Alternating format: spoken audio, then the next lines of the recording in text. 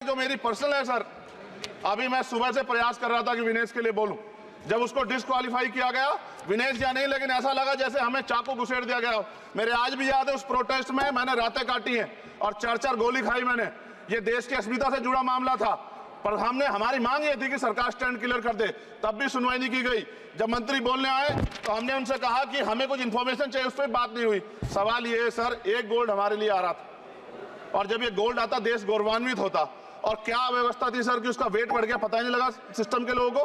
क्या बेवकूफी की गई है, ये सोचने का विषय है सर। ये बहुत महत्वपूर्ण देश की बेटी का मामला है। ये हरियाणा की बेटी नहीं है सर, वो एक जात की बेटी नहीं है, वो हमारी बहन है, देश की बेटी है। और आपने क्या किया हरियाणा के साथ?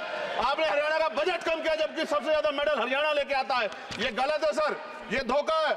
हमें इस बात की तकलीफ है कि विनेश जो है इस देश का नाम गौरवान्वित करती, इस देश का नाम बढ़ाती, लेकिन आज जो है अपमान का सामना करना पड़ रहा है। जब हमारे हितों की बात होगी हम जो है समझौता कर सकते हैं, लेकिन जब देश के हितों की बात होगी, बाबा साहब अम्बेडकर ने कहा था हम प्रथम और अंत्य भारतीय हैं। जब देश हितों की बात होगी, महिला हितों की बात होगी, महिला सम्मान की बात होगी, हर हम कीमत चुका देंगे। सरकार के मंत्री ने क्या कहा कि हमने इतने पैसे दिए, एहसान किया क्या?